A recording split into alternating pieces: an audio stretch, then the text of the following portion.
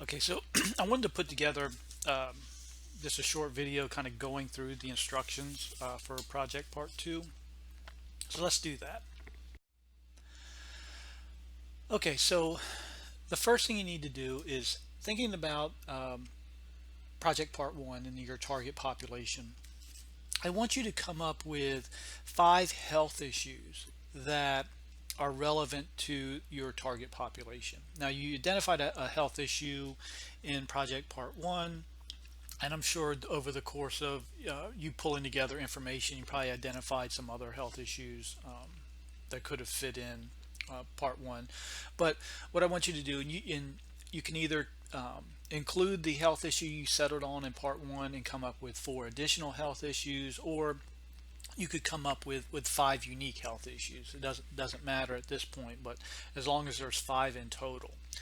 Now, beyond just listing the health issue, I want you to give me your rationale or your justification for identifying each health issue as being relevant to your target population.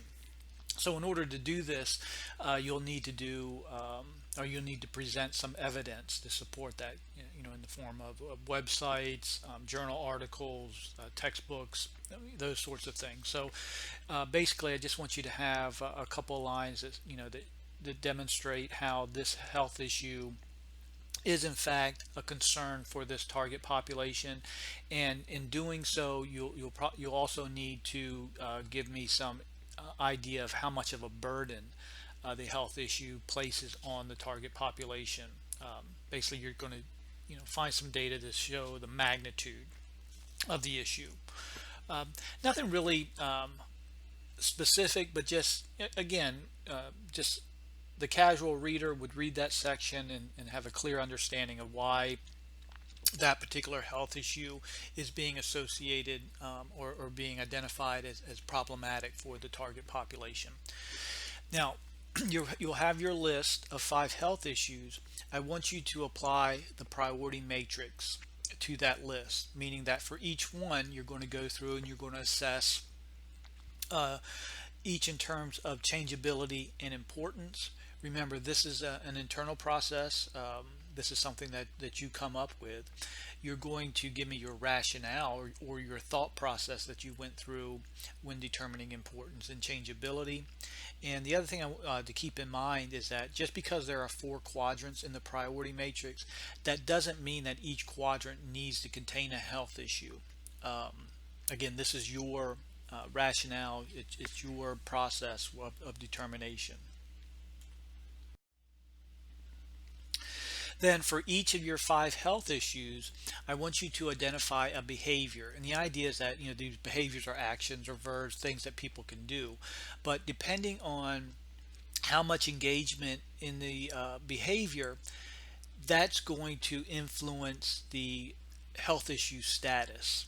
Basically, if we want to lower prevalence of the health issue, and you've identified a behavior, the idea is that we're going to go through behavior change as a way to decrease prevalence.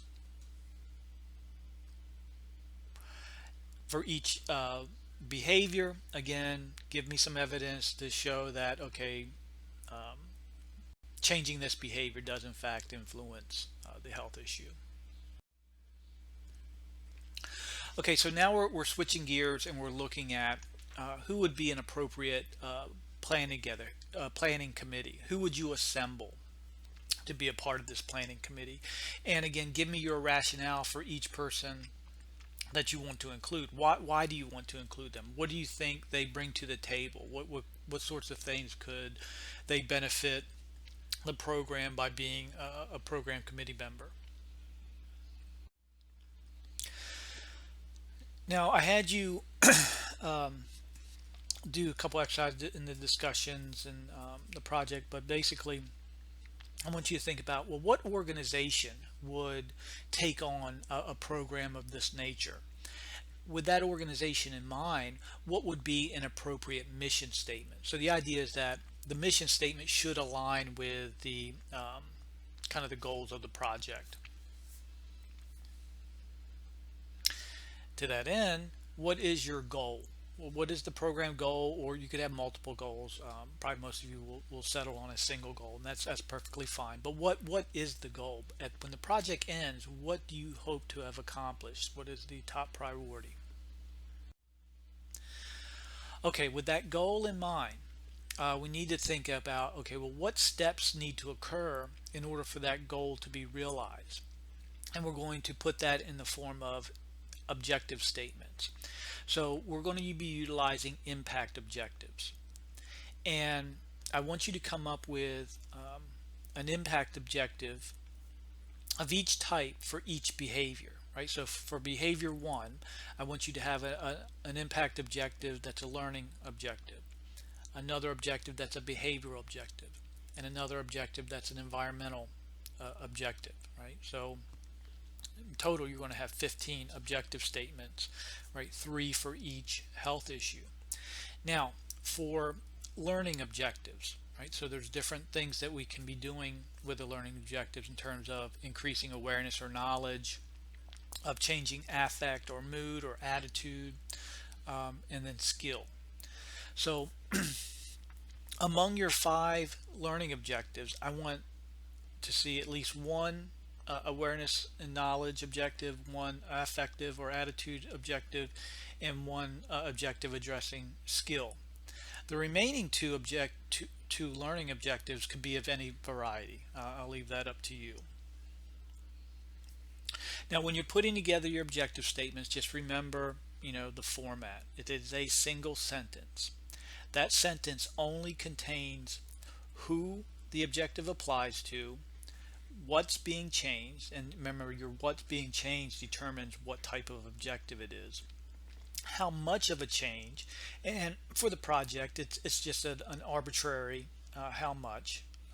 I'm not going to look at that and say, oh, that's not realistic at all. I just want to see that you put in some consideration as to how much of a change you want. And then finally, you're going to have your by when component.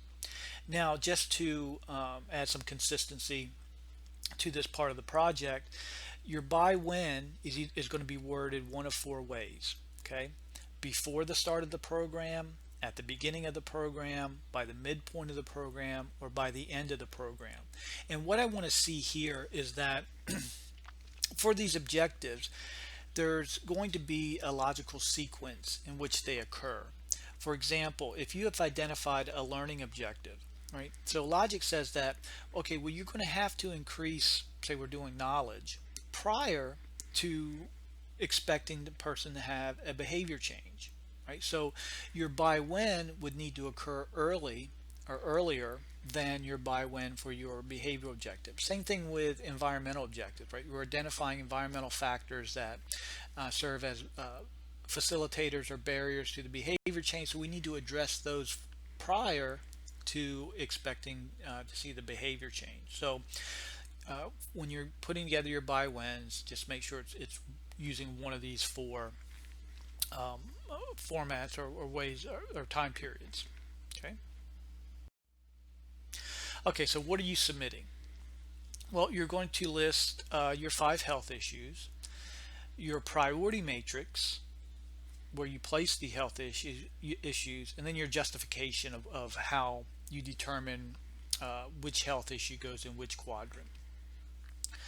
Okay, you're going to have your literature review establishing that the health issue you're presenting is in fact related to your target population, and you're going to also provide information on to, well, how much of a burden are these health issues on that target population. Okay, behaviors.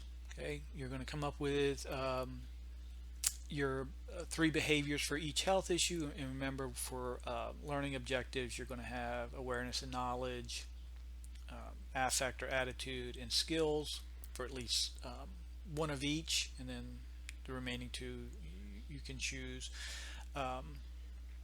Along with, you're providing evidence that, okay, if people change these behaviors, it's going to impact the particular health issue that you've associated them with.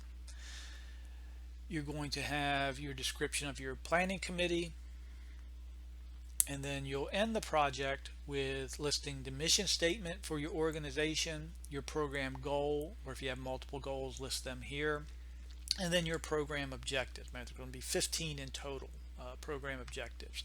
For each objective statement that you list, make sure you label it by the type. Is it a learning, a behavioral, or an environmental objective?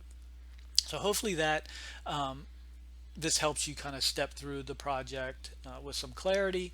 But if you still have questions, do not hesitate. Reach out to me and we'll get you sorted out. Okay, thanks.